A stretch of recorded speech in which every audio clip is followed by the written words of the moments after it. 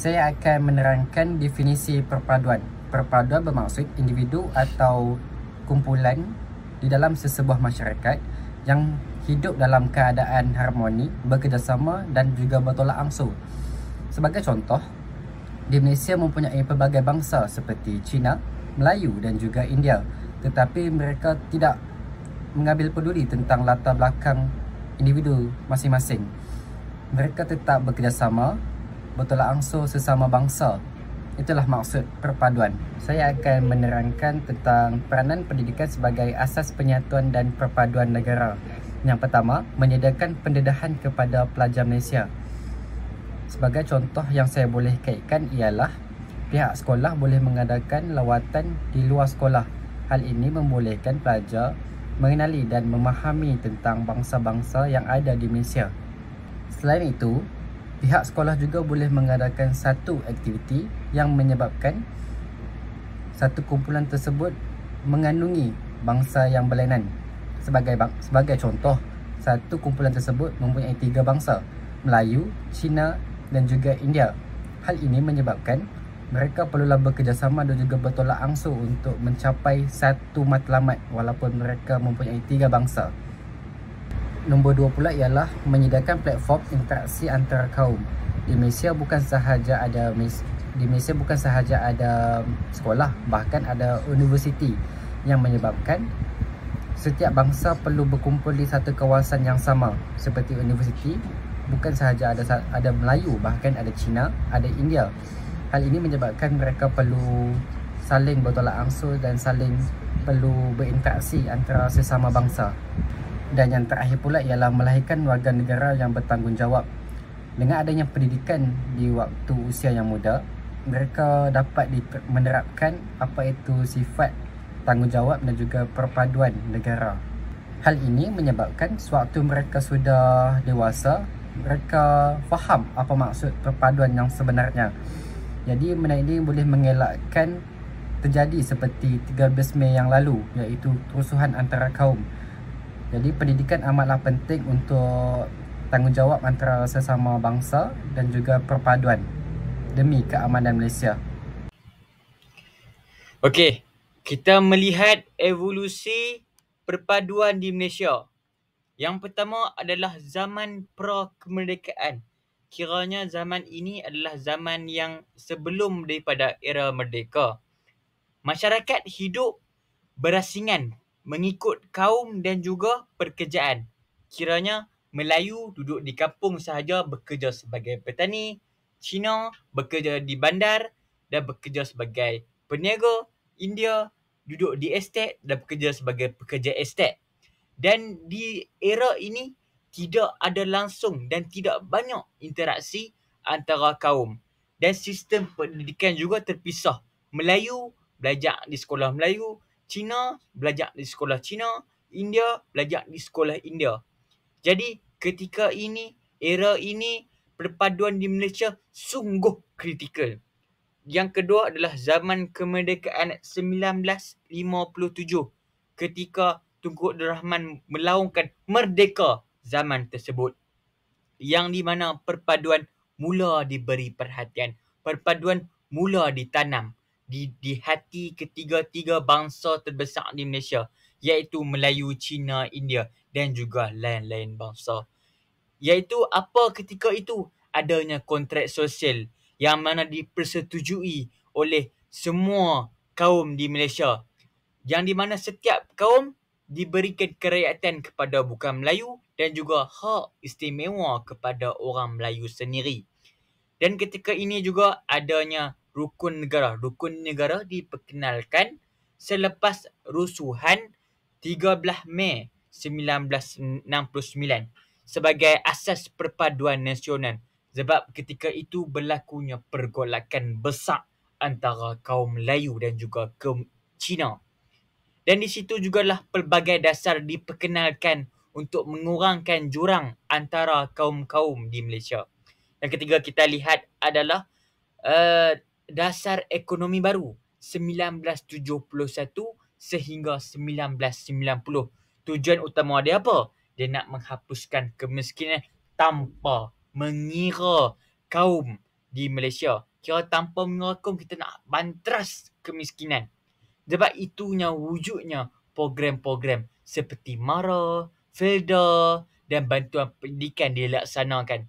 Dan juga mereka cuba untuk mengurangkan pengenalan kaum mengikut fungsi ekonomi. Kerana Cina dah boleh bekerja di estet ataupun bekerja sebagai petani, Melayu boleh bekerja sebagai Melayu boleh meniaga di bandar, begitu. Dan sekolah wawasan dan aktiviti integrasi dimulakan untuk mendekatkan pelajar pelbagai kaum.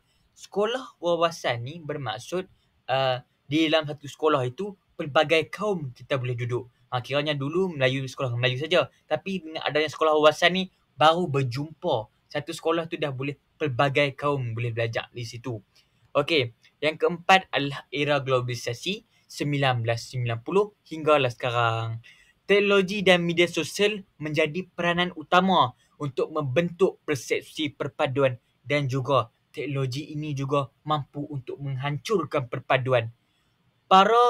Para pemimpin haruslah bijak untuk mengawal supaya tidak berlakunya fitnah dan juga tomahan, supaya berlakunya perpecahan belahan kaum. Kita akan banteras. Jadi kepada pemimpin-pemimpin haruslah untuk mengekang daripada bibit-bibit mula ataupun api mula sebelum berlakunya lagi perbalahan yang besar. Dan juga ketika ini juga kerajaan dah memperkenalkan pelbagai inisiatif. Yang pertama adalah Satu Malaysia di zaman Datuk Seri Najib Abdul Razak. Yang kedua adalah Keluarga Malaysia, Hari Perpaduan Negara, Program Rukun Tetangga dan juga PLKN yang telah diusahakan semula. Dan juga yang terkini adalah Malaysia Madani.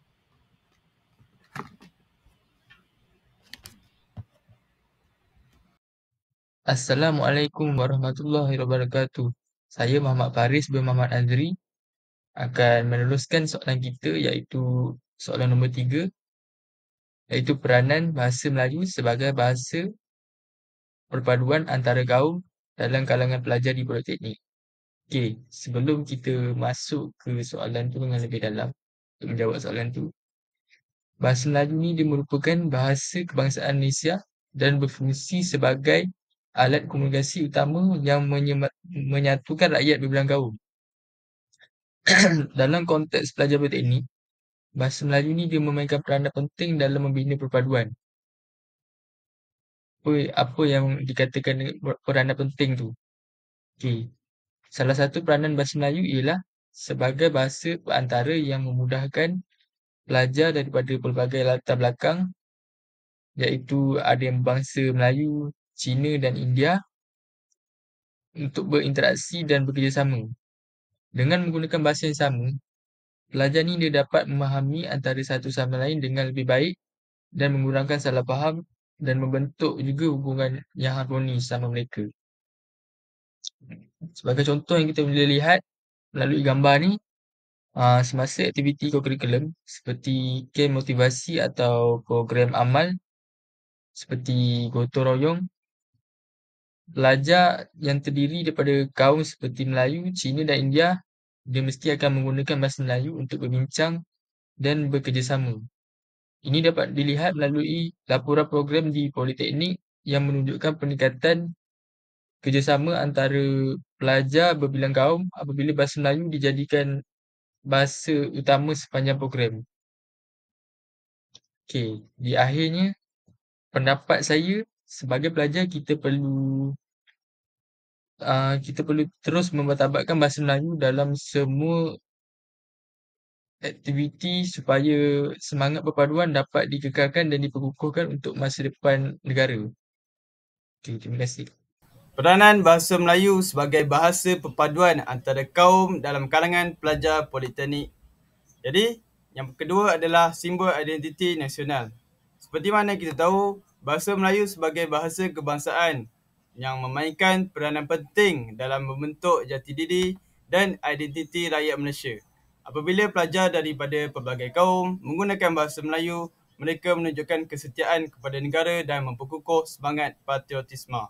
Jadi, program contoh yang pertama adalah program sambutan Hari Kebangsaan di Politeknik. Pelajar daripada pelbagai kaum menyampaikan ucapan sajak dan persembahan dalam bahasa Melayu sebagai tanda hormat kepada bahasa kebangsaan dan lambang perpaduan. Dan yang kedua adalah perbincangan dalam kelas. Pelajar berbilang kaum menggunakan bahasa Melayu semasa kerja berkumpulan dan pembentangan menunjukkan kerjasama dan semangat kekitaan sebagai rakyat Malaysia. Bagi peranan yang ketiga dalam memartabatkan bahasa Melayu sebagai bahasa perpaduan di dalam kalangan pelajar politeknik ialah mewujudkan suasana pembelajaran yang inklusif. Pembelajaran yang inklusif ini termasuklah memberi peluang kepada para pelajar untuk menyertai aktiviti kelas dalam meningkatkan dan menimbulkan potensi dalam diri mereka. Sebagai contoh, pensyarah boleh menyediakan bahan dalam pelbagai format dan pensyarah boleh memberi peluang kepada semua pelajar, termasuklah pelajar yang berkeperluan khas untuk terlibat secara aktif di dalam aktiviti kelas dan perbincangan kelas. Assalamualaikum warahmatullahi wabarakatuh. Seterusnya, saya Muhammad Faris akan membentangkan soalan kita yang terakhir, iaitu langkah yang kita boleh ambil untuk menyatu padukan kaum-kaum yang terdapat di negara ini. Okey, sebelum kita pergi dengan lebih dalam untuk menjawab soalan ini, seperti yang kita tahu, Malaysia ni merupakan sebuah negara yang berbilang kaum yang terdiri daripada bahasa Melayu, Cina dan India, dan banyak lagi yang ada kat negara kita ni. Oleh itu, usaha yang berterusan diperlukan untuk mengekalkan perpaduan kaum.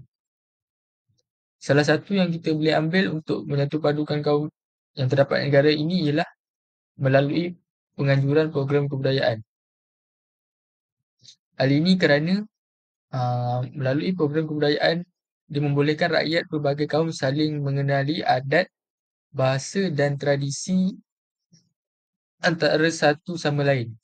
Ini boleh meningkatkan rasa hormat dan memahami kebudayaan sekaligus mengukuhkan lagi hubungan antara kaum tu. Contoh yang kita boleh lihat macam dalam gambar ni. Kerajaan dia boleh memain peranan penting untuk menganjurkan festival kebudayaan di Malaysia, di mana dia boleh anjurkan di institusi pengajian tinggi seperti di politeknik atau di mana-mana universiti yang terdapat di negara ini. Di mana pelajar dari pelbagai kaum ni dia boleh persembahkan tarian tradisional, makanan dan pakaian budaya masing-masing. Okey, mengakhiri ujahan saya ni, saya berpendapat bahawa penganjuran program sebegini perlu diperbanyakkan lagi kerana ia dapat menanam rasa bangga terhadap kepelbagaian budaya dan mengukuhkan lagi perpaduan nasional di negara kita. Sekian, terima kasih. Langkah yang boleh menyatu padukan kaum-kaum yang terdapat di Malaysia. Jadi, yang kedua adalah media yang positif dan menyatukan. Seperti mana yang kita tahu, media perlu memainkan peranan penting untuk menyatukan rakyat pelbagai kaum. Dengan menyiarkan kandungan yang menonjolkan kerjasama dan semangat perpaduan antara kaum, media dapat membentuk persepsi positif dalam kalangan masyarakat. Sebagai contoh, dalam gambar yang saya paparkan ini adalah filem Bravo 5. Mememparkan sekumpulan askar dari pelbagai kaum, Melayu, Cina, India dan Iban yang berganding bahu mempertahankan negara walaupun berlainan latar belakang. Mereka menunjukkan semangat setia kawan dan saling mempercayai demi misi dan negara. Kesimpulannya, kisah seperti ini memberi inspirasi kepada penonton dan membuktikan bahawa perpaduan adalah kekuatan utama negara. Bagi langkah yang ketiga yang boleh dilakukan untuk menyatu padukan kaum yang terdapat di dalam negara ini ialah memperkukuhkan pendidikan perpaduan di sekolah-sekolah dan juga di IPT. Usaha ini bertujuan untuk membentuk masyarakat yang saling bekerjasama, toleransi dan juga aman damai. Bagi contoh yang boleh dilakukan oleh pihak sekolah ataupun IPT ialah mengadakan sambutan perayaan pelbagai kaum. Sebagai contoh, kaum Melayu mengadakan sambutan Hari Raya Aidilfitri. Bagi kaum Cina mengadakan sambutan Tahun Baru Cina. Bagi masyarakat India pula boleh mengadakan Hari Raya Hari Deepavali. Dan bagi masyarakat di Sarawak boleh mengadakan Hari Gawai. Ini dapat memberikan impak positif kepada para pelajar ini untuk mengenali ataupun mendalami budaya-budaya yang terdapat di dalam negara ini.